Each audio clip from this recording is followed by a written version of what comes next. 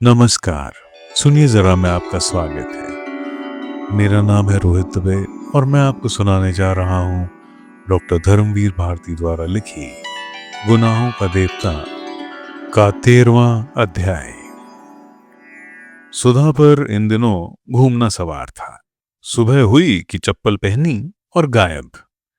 गेसु, कामिनी, प्रभा, लीला, शायद ही कोई लड़की बची होगी जिसके यहाँ जाकर सुधा उधम न मचाती हो और चार सुख दुख की बातें न कराती हो। बिंती को घूमना कम पसंद था। हाँ, जब कभी सुधा गेसु के यहाँ जाती थी तो बिंती जरूर जाती थी। उसे सुधा की सभी मित्रों में गेसु सबसे ज्यादा पसंद थी। डॉक्टर शुक्ला के ब्यूरो में छुट्टी हो चुकी थी, पर वे सुधा का ब्याह तय करने की कोशिश कर रहे थे, इसीलिए वह बाहर भी नहीं गए थे। चंद्र 1.5 महीने तक लगातार मेहनत करने के बाद पढ़ाई लिखाई की ओर से आराम कर रहा था और उसने निश्चित कर लिया था कि अब बरसात के पहले वह किताब छुएगा नहीं। बड़े आराम के दिन कटते थे उसके। सुबह उठकर साइकिल पर गंगा नहाने जाता था और वहां अक्सर ठाकुर साहब से भी मुलाकात हो जाती थी। डॉक्टर शुक्ला ने भी कई दफे इरादा किया कि वे गंगा जी चला करें, लेकिन एक तो उनसे दिन में काम नहीं होता था। शाम को वे घूमते और सुबह उठकर किताब लिखते थे। एक दिन सुबह लिख रहे थे कि चंदर आया और उनके पैर छूकर बोला, प्रांतीय सरकार का वह पुरस्कार कल शाम को आ गया। हैं? कौन सा? अरे, वह जो उत्तर प्रांत में माता और शिशुओं की मृत्यु संख्या पर मैंने निबंध लिखा था, उसी पर। अच्छा, तो क्या पदक आ गया? डॉक्टर शुक्ला ने कहा। जी। अपनी जेब में से एक मखमली डिब्बा निकालकर चंदर ने दिया। पदक बहुत सुंदर था। जगमगाता हुआ स्वर्ण पदक जिसमें प्रांतीय राजमुद्रा अंकित थी। ईश्वर तुम्हें बहुत यशस्वी करे जीवन में। डॉक्टर शुक्ला ने पदक उसकी कमीज में अपने हाथों से लगा दिया। जाओ अंदर, सुधा को भी दिखाओ। चंदर जाने लगा तो डॉक्टर साहब ने बुलाया। अच्छा, वो एक बात और थी कि अब सुधा की शादी का इंतजाम करना है। हमसे तो कुछ हो नहीं दे रहा, तुम ही को सब करना होगा।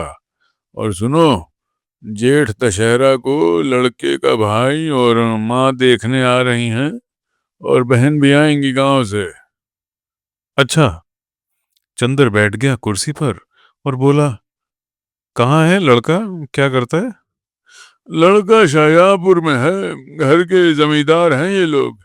लड़का एमए है और अच्छे विचारों का है। उसने लिखा है कि सिर्फ 10 आदमी बारात में आएंगे, एक दिन रुकेंगे, संस्कार के बाद चले जाएंगे। सिवा लड़की के गहने कपड़े और लड़के के गहने कपड़ों के और कुछ भी नहीं स्वीकार करेंगे। अच्छा, ब्राह्मणों में तो ऐसा कुल नहीं मिलेगा। तभी तो सुधा की किस्मत है, वरना तुम बिंती के ससुर को तो देख ही चुके हो। अच्छा जाओ, सुधा से मिला हो जाके। वह सुधा के कमरे में गया। सुधा थी ही नहीं। वह आंगन में आया, देखा महाराजन खाना बना रही है और बिंती बरामदे में बुरादे की अंगीठी पर पकौड़ियां बना रही है। आइए, बिंती बोली। दीदी तो गए हैं गेसु को बुलाने। आज गेसु की दावत है। पीढ़े पर बैठिएगा, लीजिए। एक पीढ़ा चंदर की ओर बिंती ने खिसका दिया। चंदर बैठ गया। बिंती ने उसके हाथ में मखमली डिब्बा देखा तो पूछा, ये क्या लाए? कुछ दीदी के लिए लाए हैं क्या? ये तो अंगूठी मालूम पड़ती है। अंगूठी? वो क्या दाल में मिला के खाएगी? जंगली कहीं की। उसे क्या तमीज है अंगूठी पहनने की? हमारी दीदी के लिए ऐसी बात की तो अच्छा नहीं होगा। हाँ। उसे बिंती ने उसी तरह गर्दन टेढ़ी कर आंखें डुलाते हुए धमकाया। उन्हें नहीं अंगूठी पहननी आएगी तो क्या आपको आएगी? आप यहाँ में 16 श्रृंगार करेंगी? अच्छा, दीदी कैसी लगेंगी घूंघट काढ़ के? अभी तक तो सिर खोले चकई की तरह घूमती फिरती हैं। तुमने तो डाल ली आदत ससुराल में रहने की, चंदर ने बिंती से कहा। अरे, हमारा क्या?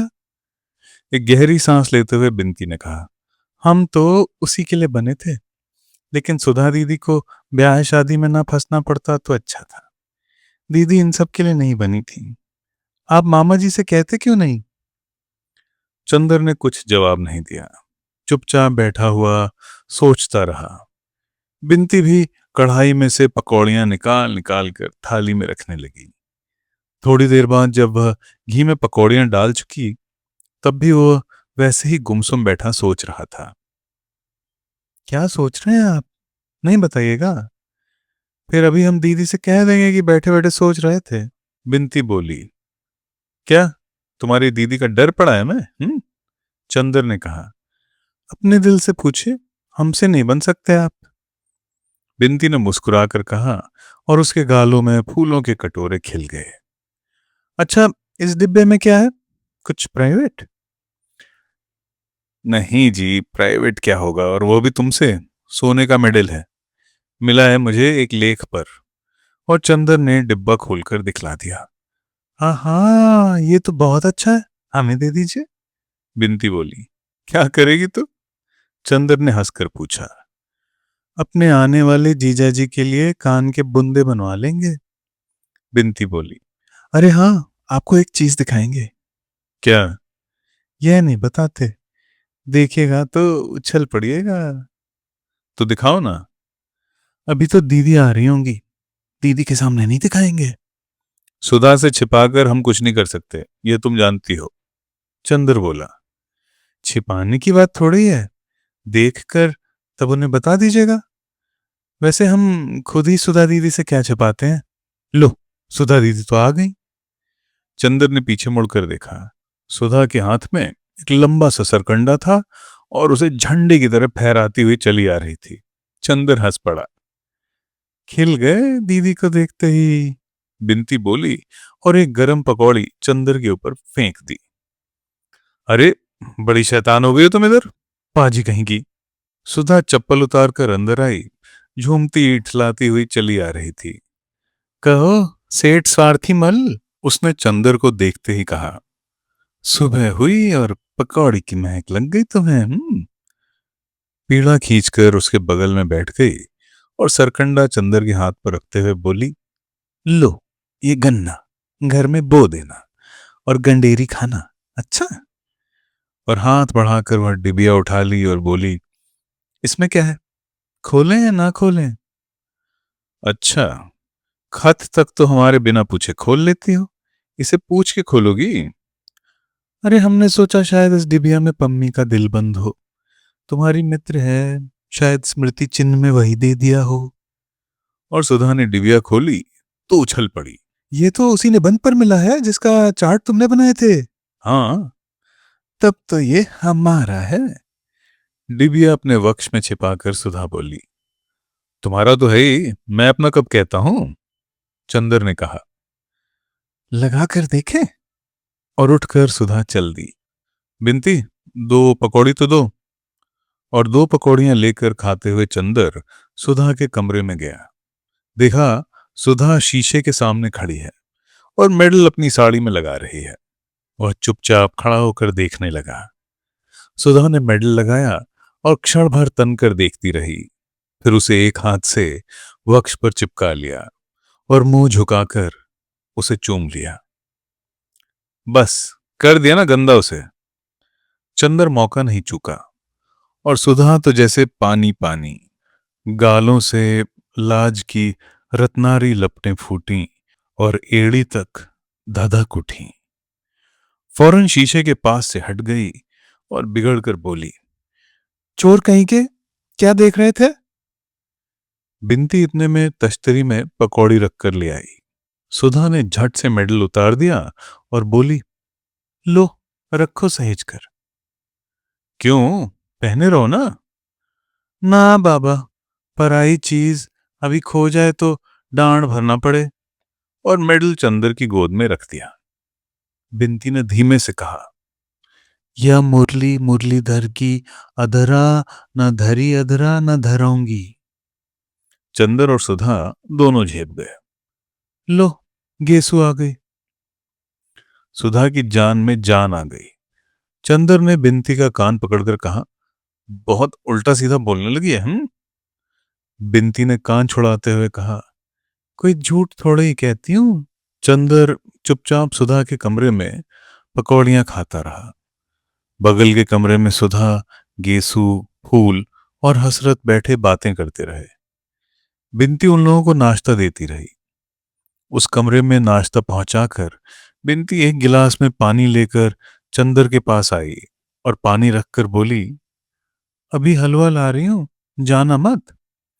और पल भर में तश्तरी में हलवा रखकर ले आई। अब मैं चल रहा हूं, चंदर ने कहा। बैठो, अभी हम एक चीज दिखाएंगे, जरा गेसू से बात कराएं। बिनती बड़े भोले स्वर में बोली, आइए हसरत मियाँ। और पल भर में नन्हे मुन्ने से 6 वर्ष के हसरत मियाँ तंजेब का कुर्ता और चूड़ीदार पैजामे पर पीले रेशम की जैकेट पहने कमरे में खरगोश की तरह उछल आए। आदाब अर्ज। बड़े तमीज से उन्होंने चंदर को सलाम किया। चंदर ने उसे गोद में उठाकर पास बिठा लिया। लो, हलवा खाओ हसरत। हसरत ने सिर हिला दिया और बोला, गेसू ने कहा था जाकर चंदर भाई से हमारा आदाब कहना और कुछ खाना मत, हम खाएंगे नहीं। चंदर बोला, हमारा भी नमस्ते कह दो उनसे जाकर। हसरत उठ खड़ा हुआ, हम कह आए। फिर मुड़कर बोला, आप तब तक हलवा खत्म कर देंगे। चंदर हंस पड़ा, नहीं, हम तुम्हारा इंतजार करेंगे, जाओ। हसरत सिर हिलाता हुआ चला गया। इतने में सुधा आई और बोली, गेसू की गजल सुनो यहां बैठकर, आवाज आ रही है ना। फूल भी आई है, इसीलिए गेसू तुम्हारे सामने नहीं आएगी, वरना फूल अम्मी जान से शिकायत कर देगी, लेकिन वो तुमसे मिलने को बहुत इच्छुक है। अच्छा, यहीं से सुनना, बैठे बैठे। सुधा चली गई। गेसू ने गाना शुरू किया, बहुत महीन, पतली लेकिन बेहद मीठी आवाज में, जिसमें कसक और नशा दोनों घुले मिले थे। चंदर एक तकिया टेक कर बैठ गया और उनींदा सा सुनने लगा। गजल खत्म होते ही सुधा भाग कर आई। कहो, सुन लिया ना। और उसके पीछे पीछे आया हसरत और सुधा के पैरों में लिपट कर बोला, सुधा हम हलवा नहीं खाएंगे। सुधा हंस पड़ी, पागल कहीं का, लिखा। और उसके मुंह में हलवा ठूंस दिया। हसरत को गोद में लेकर वह चंदर के पास बैठ गई और गेसू के बारे में बताने लगी। गेसू गर्मियां बिताने नैनीताल जा रही है, वहीं अख्तर की अम्मी भी आएंगी और मंगनी की रस्म वहीं पूरी करेंगी। अब वह पढ़ेगी नहीं, जुलाई तक उसका निकाह हो जाएगा। कल रात की गाड़ी से जा रहे हैं ये लोग, वगैरह वगैरह। बिनती बैठी बैठी गेसू और फूल से बातें करती रही। थोड़ी देर बाद सुधा उठकर चली गई। तुम जाना मत, आज खाना यहीं खाना, मैं बिनती को तुम्हारे पास भेज रही हूँ, उससे बातें करते रहना। थोड़ी देर बाद बिनती आई।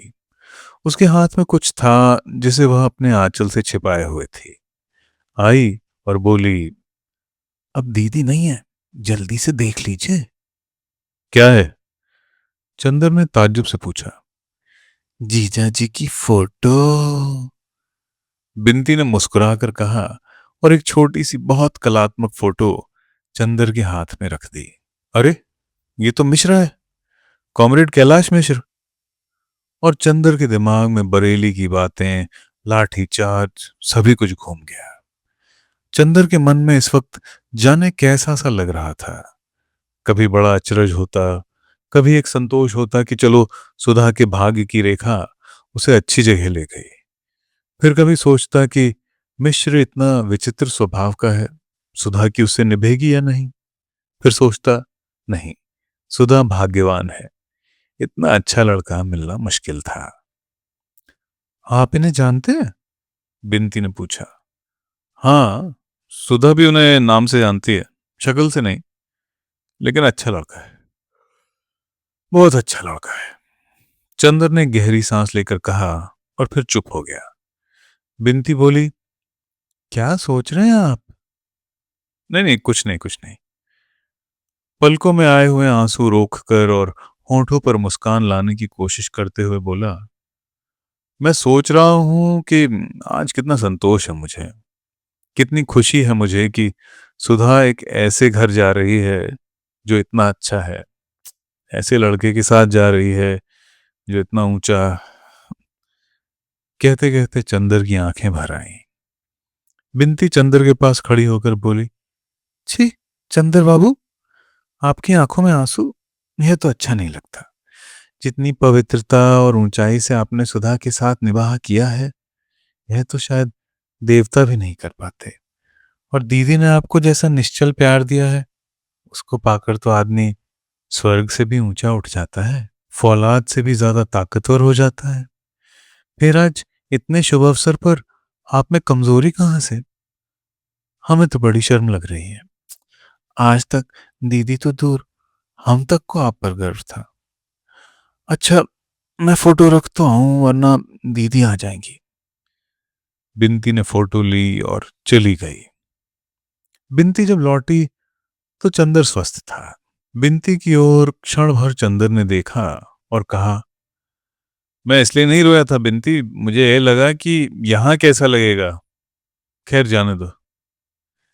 एक दिन तो ऐसा होता ही है ना, सहना पड़ेगा। बिनती बोली, हाँ सो तो है। अच्छा बिनती, सुधा ने ये फोटो देखी है? चंदर ने पूछा। अभी नहीं। असल में मामा जी ने मुझसे कहा था कि यह फोटो दिखा दे सुधा को, लेकिन मेरी हिम्मत नहीं पड़ी। मैंने उनसे कह दिया कि चंदर आएंगे तो दिखा देंगे। आप जब ठीक समझें तो दिखा दें। जेठ दशहरा अगले ही मंगल को है। बिनती ने कहा। अच्छा। एक गहरी सांस लेकर चंदर बोला। बिनती थोड़ी देर तक चंदर की ओर एकटक देखती रही। चंदर ने उसकी निगाह चुरा ली और बोला, क्या देख क्या रही हो बिनती? देख रही हूं कि आपकी पलकें झपकती हैं या नहीं। बिनती बहुत गंभीरता से बोली, क्यों? इसलिए कि मैंने सुना था देवताओं की पलकें कभी नहीं गिरती। चंदर एक फीकी हंसी हंसकर रह गया। नहीं, आप मजाक ना समझे। मैंने अपने जिंदगी में जितने लोग देखे, उनमें आप जैसा कोई भी नहीं मिला। कितने ऊंचे हैं आप, कितना विशाल हृदय है आपका। दीदी कितनी भाग्यशाली है। चंदर ने कुछ जवाब नहीं दिया। जाओ फोटो ले आओ, उसने कहा। आज ही दिखा दूं। जाओ खाना भी ले आओ। अब घर जाकर क्या करना है। पापा को खिलाने के बाद चंदर और सुधा खाने बैठे। महाराजन चली गई थी, इसलिए बिनती सेक सेक कर रोटी दे रही थी। सुधा एक रेशमी सनिया पहने चौके के अंदर खा रही थी और चंदर चौके के बाहर। सुबह के कच्चे खाने में डॉक्टर शुक्ला बहुत छूत छात का विचार रखते थे। देखो, आज बिनती ने रोटी बनाई है तो कितनी मीठी लग रही है। एक तुम बनाती हो कि मालूम ही नहीं पड़ता कि रोटी है कि सोख्ता। चंदर ने सुधा को चिढ़ाते हुए कहा। सुधा ने हंसकर कहा, हमें बिनती से लड़ाने की कोशिश कर रहे हो? बिनती की हमसे जिंदगी भर लड़ाई नहीं हो सकती। अरे हम सब समझते हैं इनकी बात। बिनती ने रोटी पटकते हुए कहा। और जब सुधा सिर झुकाकर खाने लगी तो बिनती ने आंख के इशारे से पूछा, कब दिखाओगे? चंदर ने सिर हिलाया और फिर सुधा से बोला, तुम उन्हें चिट्ठी लिखोगी? किन्हें? कैलाश मिश्रा को, वही बरेली वाले। उन्होंने हमें खत लिखा था, उसमें तुम्हें प्रणाम लिखा था। चंदर बोला। नहीं, खतवत नहीं लिखते। उन्हें एक दफे बुलाओ तो यहाँ। हाँ बुलाएंगे, अब महीने 2 महीने बाद। तब तुमसे खूब परिचय करा देंगे और तुम्हें उसकी पार्टी में भी भर्ती करा देंगे। चंदर ने कहा। क्या? हम मजाक नहीं करते। हम सचमुच समाजवादी दल में शामिल होंगे। सुधा बोली। अब हम सोचते हैं कुछ काम करना चाहिए। बहुत खेल कूद लिए, बचपन निभा लिया। उन्होंने अपना चित्र भेजा है, देखोगी? चंदर ने जेब में हाथ डालते हुए पूछा। कहाँ? सुधा ने बहुत उत्सुकता से पूछा। निकालो, देखें। पहले बताओ हमें क्या इनाम दोगी? बहुत मुश्किल से भेजा उन्होंने चित्र।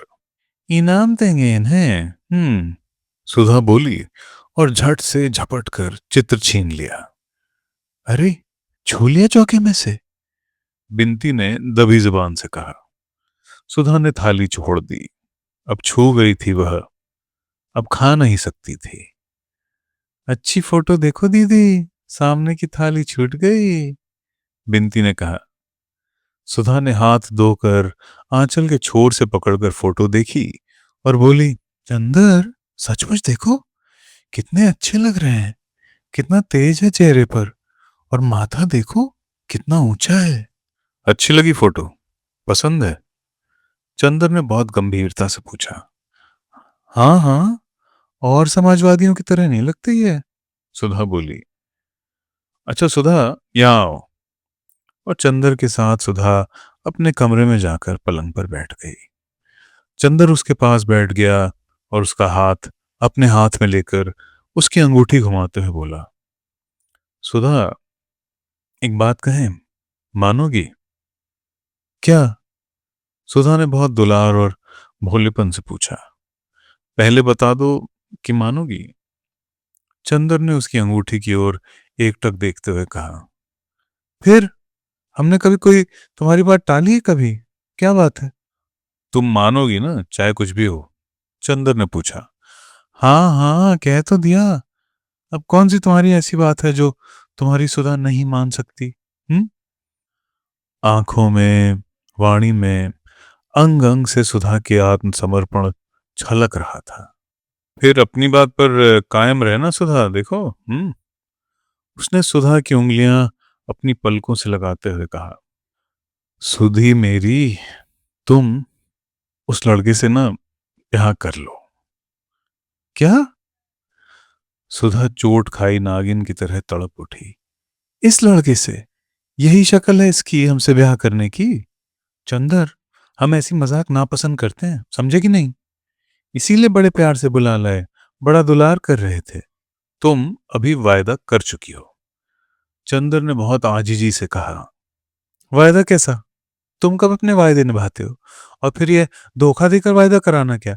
हिम्मत थी तो साफ साफ कहते हमसे, हमारे मन में आता सो कहते। हमें इस तरह से बांध कर क्यों बलिदान चढ़ा रहे हो? और सुधा मारे गुस्से के रोने लगी। चंदर स्तब्ध। उसने इस दृश्य की कल्पना ही नहीं की थी। वह क्षण भर खड़ा रहा। वह क्या कहे सुधा से, कुछ समझ ही में नहीं आता था। वह गया और रोती हुई सुधा के कंधे पर हाथ रख दिया। हटो उधर। सुधा ने बहुत रुखाई से हाथ हटा दिया और आंचल से सिर ढकती हुई बोली, मैं बयान नहीं करूंगी, कभी नहीं करूंगी, किसी से नहीं करूंगी। तुम सभी लोगों ने मिलकर मुझे मार डालने की ठानी है। मैं अभी सिर पटक कर मर जाऊंगी। और मारे तैश के सचमुच सुधा ने अपना सिर दीवार पर पटक दिया। अरे!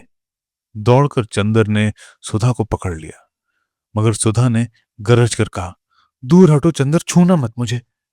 और जैसे उसमें जाने कहां की ताकत आ गई हो, उसने अपने को छुड़ा लिया। चंदर ने दबी जुबान से कहा, ही सुधा, यह तुमसे उम्मीद नहीं थी मुझे। यह भावुकता तुम्हें शोभा नहीं देती। बातें कैसी कर रही हो तुम? हम वही चंदर है ना? हाँ, वही चंदर हो। और तभी तो इस सारी दुनिया में तुम ही एक रह गए हो मुझे फोटो दिखाकर पसंद कराने को। सुधा सिसक सिसक कर रोने लगी। पापा ने भी धोखा दे दिया। हमें पापा से ये उम्मीद नहीं थी। पगली, कौन अपनी लड़की को हमेशा अपने पास रख पाया है? चंदर बोला। तुम चुप रहो चंदर। हमें तुम्हारी बोली जहर लगती है। सुधा, ये फोटो तुम्हें पसंद है? तुम्हारी जुबान हिली कैसे? शर्म नहीं आई तुम्हें? हम कितना मानते थे पापा को, कितना मानते थे तुम्हें। हमें ये नहीं मालूम था कि तुम लोग ऐसा करोगे। थोड़ी देर चुपचाप सिसकती रही सुधा और फिर धधक कर उठी।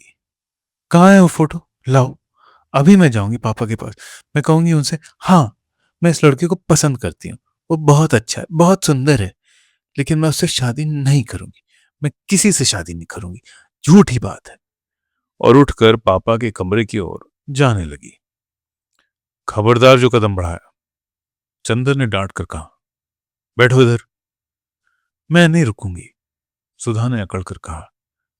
नहीं रुकोगी? नहीं रुकूंगी। और चंदर का हाथ तैश में उठा और एक भरपूर तमाचा सुधा के गाल पर पड़ा।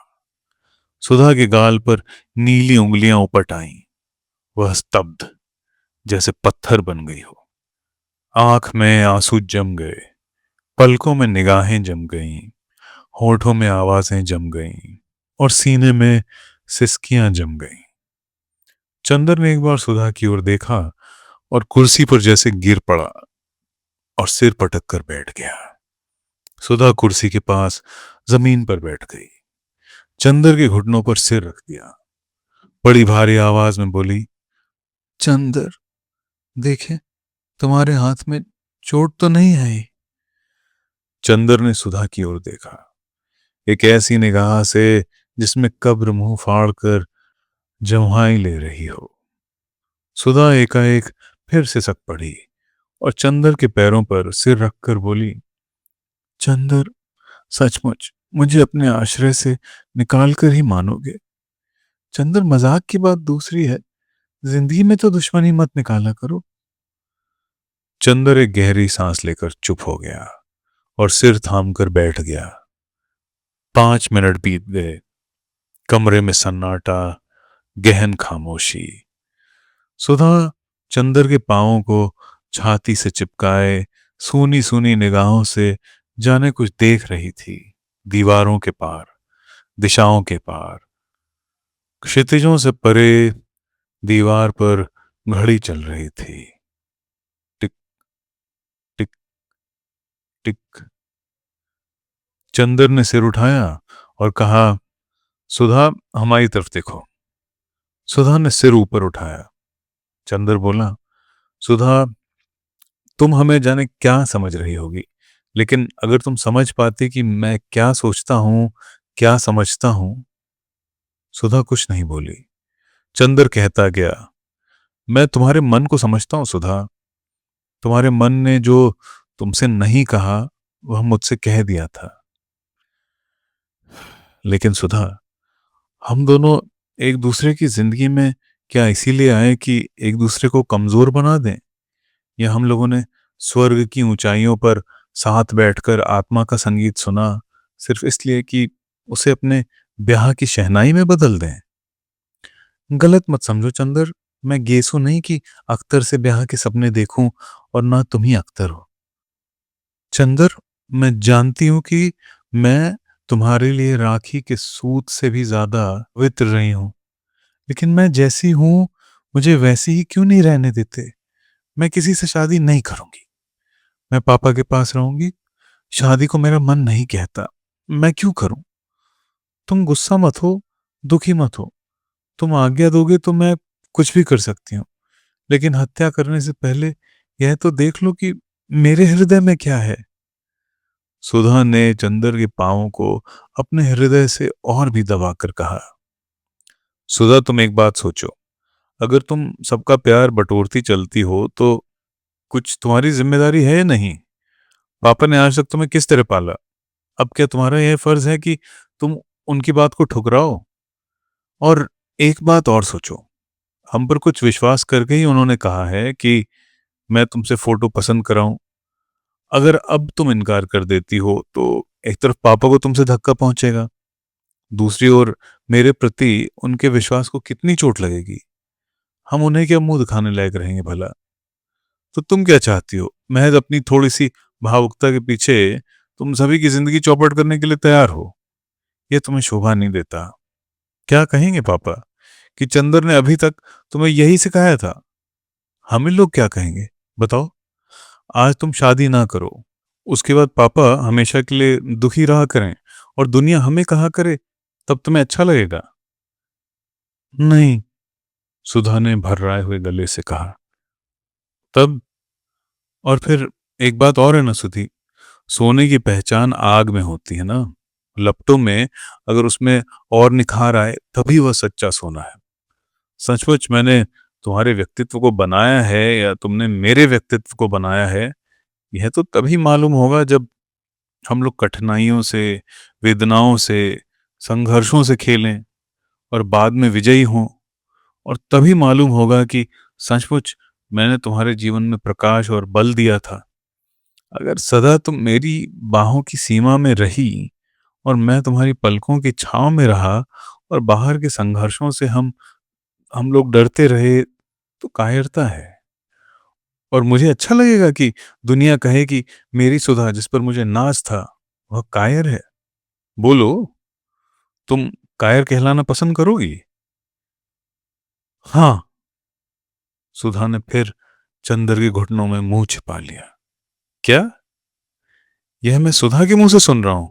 छी, पगली, अभी तक तेरी निगाहों ने मेरे प्राणों में अमृत भरा है और मेरी सांसों ने तेरे पंखों में तूफानों की तेजी। और हमें तुम्हें तो आज खुश होना चाहिए कि अब सामने जो रास्ता है उसमें हम लोगों को यह सिद्ध करने का अवसर मिलेगा कि सचमुच हम लोगों ने एक दूसरे को ऊंचाई और पवित्रता दी है। मैंने आज तक तुम्हारी सहायता पर विश्वास किया था, आज क्या तुम मेरा विश्वास तोड़ दोगी? सुधा, इतनी क्रूर क्यों हो रही हो आज तुम साधारण लड़की नहीं हो। तुम ध्रुव तारा से ज्यादा प्रकाशमान हो। तुम यह क्यों चाहती हो कि दुनिया कहे सुधा भी एक साधारण सी भावुक लड़की थी और आज मैं अपने कान से सुनूं? बोलो सुधी। चंद्र ने सुधा के सिर पर हाथ रखकर कहा। सुधा ने आंखें उठाईं, बड़ी कातर निगाहों से चंद्र की ओर देखा और सिर झुका लिया। सुधा के सिर पर हाथ फेरते हुए चंद्र बोला, सुधा, मैं जानता हूं मैं तुम पर शायद बहुत सख्ती कर रहा हूं, लेकिन तुम्हारे सिवा और कौन है मेरा? बताओ, तुम ही पर अपना अधिकार भी आजमा सकता हूं। विश्वास करो मुझ पर सुधा। जीवन में अलगाव, दूरी, दुख और पीड़ा आदमी को महान बना सकती है। भावुकता और सुख हमें ऊंचे नहीं उठाते। बताओ सुधा, तुम्हें क्या पसंद है? मैं ऊंचा उठूं तुम्हारे विश्वास के सहारे, तुम ऊंची उठो मेरे विश्वास के सहारे। इससे अच्छा और क्या है सुधा? चाहो तो मेरे जीवन को एक पवित्र साधन बना दो, चाहो तो एक छिछली अनुभूति। सुधा ने गहरी सांस ली, क्षण भर घड़ी की ओर देखा और बोली, इतनी जल्दी क्या है अभी चंदर? तुम जो कहोगे मैं कर लूंगी। और फिर वह सिसकने लगी। लेकिन इतनी जल्दी क्या है? अभी मुझे पढ़ लेने दो।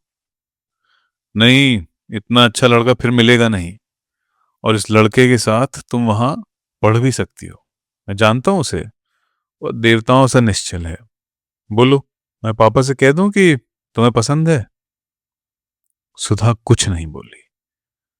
मौन का मतलब हाँ है ना? चंद्र ने पूछा। सुधा ने कुछ नहीं कहा। झुककर चंद्र के पैरों को अपने होठों से छू लिया और पलकों से दो आंसू चू पड़े। चंद्र ने सुधा को उठा लिया और उसके माथे पर हाथ रखकर कहा, ईश्वर तुम्हारी आत्मा को सदा ऊंचा बनाएगा सुधा। उसने एक गहरी सांस लेकर कहा, मुझे तुम पर गर्व है। और फोटो उठाकर बाहर चलने लगा। कहाँ जा रहे हो? जाओ मत। सुधा ने उसका कुर्ता पकड़कर बड़ी आजिजी से कहा, मेरे पास रहो, तबीयत घबराती है। चंद्र पलंग पर बैठ गया। सुधा तकिए पर सिर रखकर लेट गई और फटी फटी पथराई आंखों से जाने क्या देखने लगी। चंद्र भी चुप था, बिल्कुल खामोश। कमरे में सिर्फ घड़ी चल रही थी। टिक टिक टिक टिक। थोड़ी देर बाद सुधा ने चंद्र के पैरों को अपने तकिए के पास खींच लिया और उसके तलवों पर होंठ रखकर उसमें मुंह छिपाकर चुपचाप लेटी रही। बिनती आई, सुधा हिली भी नहीं। चंद्र ने देखा वह सो गई थी। बिनती ने फोटो उठाकर इशारे से पूछा, मंजूर? हाँ। बिनती ने बजाय खुश होने के चंदर की ओर देखकर सिर झुका लिया और चली गई। सुधा सो रही थी और चंदर के तलवों में उसकी नर्म कुंवारी सांसें गूंज रही थीं। चंदर बैठा रहा चुपचाप। उसकी हिम्मत न पड़ी कि वह हिले और सुधा की नींद तोड़ दे। थोड़ी देर बाद सुधा ने करवट बदली तो वह उठकर आंगन के सोफे पर जाकर लेट गया और जाने क्या सोचता रहा। जब उठा तो देखा धूप ढल गई है और सुधा उसके सिरहाने बैठी उसे पंखा झेल रही है। उसने सुधा की ओर एक अपराधी जैसी कातर निगाहों से देखा और सुधा ने बहुत दर्द से आंखें फेर लीं और ऊंचाइयों पर आखिरी सांसें लेती हुई मरणासन्न धूप की ओर देखने लगी।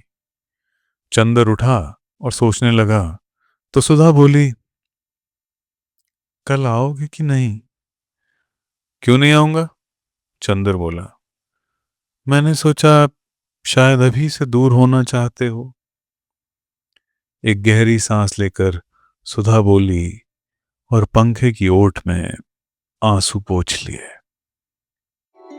तो दोस्तों, ये था गुनाहों का देवता का 13वां अध्याय। लाइक, सब्सक्राइब और शेयर करना मत भूलिएगा। अगले अध्याय हम जल्द ही लाएंगे। धन्यवाद।